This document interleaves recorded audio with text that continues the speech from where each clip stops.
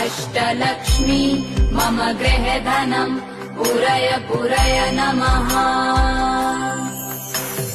ॐ ह्रीं श्रीं क्रीं श्रीं ॐ ह्रीं श्रीं क्रीं श्रीं कुबेराय अष्टलक्ष्मी मम गृहधनम् पुरय पुरय नमः।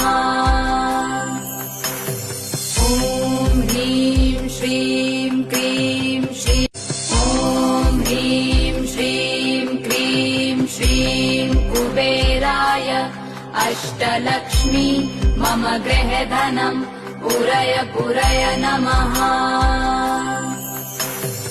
ॐ